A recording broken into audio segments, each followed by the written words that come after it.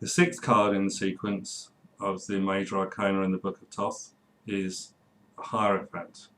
Okay, a Hierophant is the High Priest, so he is kind of to do with the High Priest as well.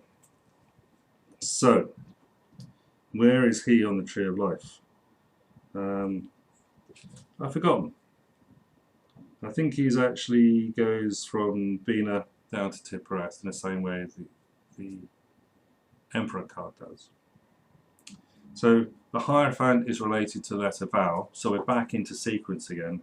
Aleph, Beth, Gimel, Daleth, Zadi, Vowel. Vowel means an L, something that unites things, it pulls things together. Now holds things together. Okay. And this card is also referred to as Taurus. So we had Aries in the previous one, and now we're on to Taurus. We're going into some kind of sequence here of the signs of the zodiac too, weirdly enough. The throne of the Hierophant, because it comes from Binah, is surrounded by elephants. Elephants, again, a symbol of Taurus. We have the cherubs as well. So Taurus is a fixed sign, the cherubs are very much the fixed signs of the element, whereas Aries is very much the bang, let's jump into it. Aries says, let's hold it together, let's keep it solid, let's keep it real. It's manifestation. But at the centre, he has this pentagram with a child there. Okay, in the centre of his chest, you can see the pentagram there.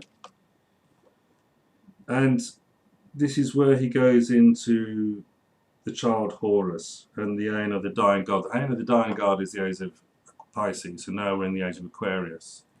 So the stability is actually going into a new Aeon. Okay, so Crowley had a big thing, of course, about about 1904. The world was destroyed by fire, and the new Aeon started, and he brings into this one, he talks about the Scarlet Woman. Well, she hasn't appeared yet. She's going to be appearing in Lust and in the Chariot card as well. Very much Lust, actually, more than anything else. And he says this symbolism is further carried out in the Oriole, where behind the phallic headdress, the rose of 5 petals is in blossom. Phallic headdress. Yeah, well, he's got a pointed thing, which is actually very similar to the Fool card. He has a kind of cone on his head, so the Hierophant has a more kind of clear picture, and the Oriole is almost like an aura around his head. It's a kind of pastiche, if you like, of the saints having this kind of aura around their heads that you see. Now, he then goes into nearly half a page of the Book of the Law, where he says there are love and love. And we had that in the Empress card, didn't we? There are love and love. Let's have a look. My memory serves me right.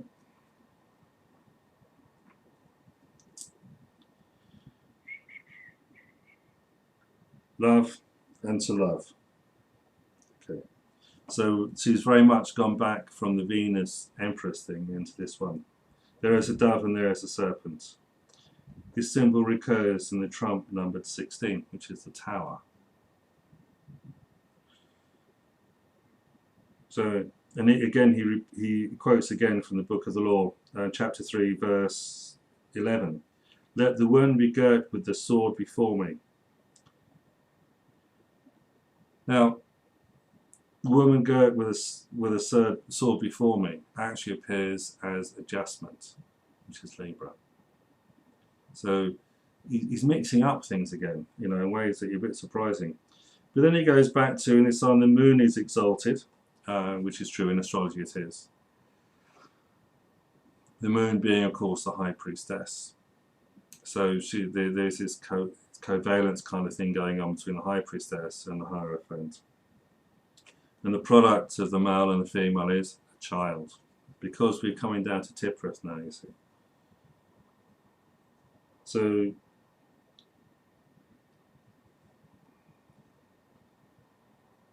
So this whole point about this is actually very much about the precession of the equinoxes that we're talking about. Taurus is a stable sign.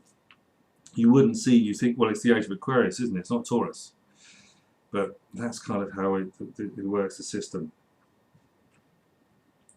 So what does he say for the mnemonic of Taurus, the Hierophant? The mnemonic is, to each his understanding sooth discovers. Oh, no, I've got that wrong. I'm reading the next one. This is the one. Wisdom to each a portion to his want, by modes of light shed forth, great Hierophant. Doesn't quite scan, but close. So he's kind of etherealizing, if you like, the whole thing of the Hierophant in terms of the earth energy, and to make it a much more spiritual kind of thing that's going on there. So what is he saying for the verse for the Hierophant? He says, offer thyself, virgin, to the knowledge and conversation of thine holy guardian angel. All else is a snare. Be thou athlete with the 8 limbs of yoga, for without these thou art not disciplined for any fight. So of course Tiphereth is very much the point of, if you're working up through the Golden Dawn grade system in the OTO, you get to Tiphereth, that point where you have your conversation with your holy guardian angel. How do you get there? Well, the 8 limbs of yoga. Now, the importance of the 8 limbs of yoga, of course, is to provide balance and harmony between the mind and the body. And the use of yoga, asanas, yama, pranayama, and all these things are there to still the mind.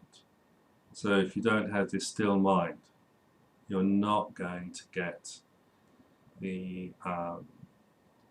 hear your holy guardian angel speak. In contrast, and it's not actually in contrast, no, I'll take that back, because to do yoga, because a hatha yoga, which is the asanas and all that kind of stuff, the physical jerk kind of thing, hatha means force. So you have to do the work. This is the work, the toil you have to put into to get up that bloody tree of life to that point of Tiphereth. And to do that, you need stubborn strength, toil endurance, placidity, qualities of Taurus, manifestation, explanation, teaching, which is the Hierophantic teaching thing coming out there more than anything else, goodness of heart. So there's the qualities, help from superiors. Superiors in this case would be the holy guardian angel. And then patience, organisation, and peace. Well, you get peace of mind from yoga and doing these 8 Patanjali's Yoga Sutras and all the rest of it, and organisation and patience. Again, you're kind of getting into the earthy qualities of Taurus. So the earthy qualities of Taurus are going to help you stubbornly work up to, the patience is the reward. You're going to get to that point of speaking to your holy guardian angel through hard work and effort and organisation. You can't do it dilettante style. Next card is the Lovers.